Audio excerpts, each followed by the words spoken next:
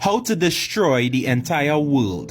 The world is made up of continents, which is made up of countries, made up of states, then cities, villages, communities, which are made up of individual homes or families. So if you want to destroy the world, you start by destroying the human family.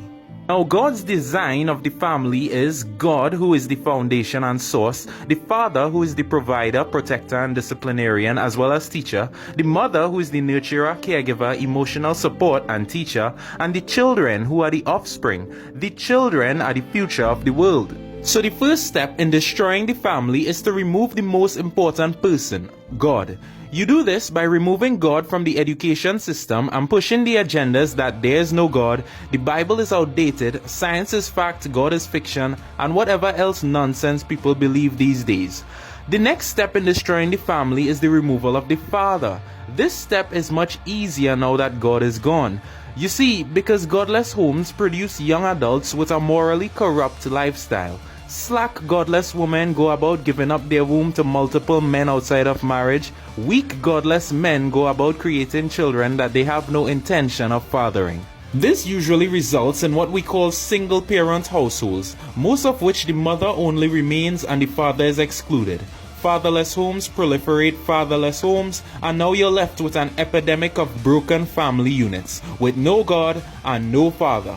But it doesn't stop there. Now the single parent is left with the full responsibility of the home. They are so busy making ends meet that they have minimal time to spend raising their children themselves. So the child goes to school and he's learning his principles from the education system. And what is the system teaching? The system teaches your child that now you can have a family with two fathers or two mothers as parents, and somehow that is perfectly fine. This stupidity further corrupts the already broken family units that we have in the world.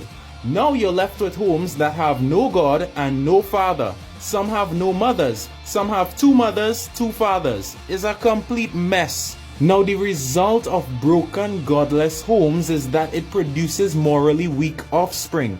Our young men are growing up with no fear of God, no strong sense of integrity and righteousness and godly character.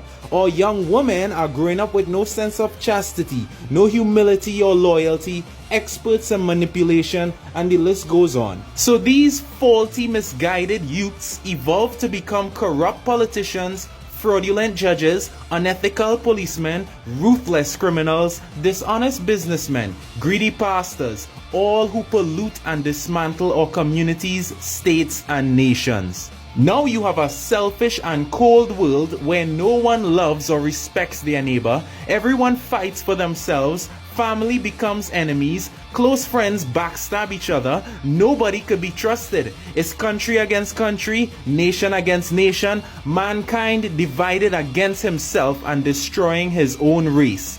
It's only a matter of time before a world like this collapses and self-destructs. And it all begins with the removal of the most important member of the family, God.